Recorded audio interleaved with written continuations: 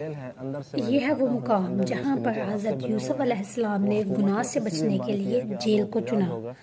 حضرت یوسف علیہ السلام کی قبر مبارک کے متعلق ایگزیکٹ انفارمیشن نہیں ہے۔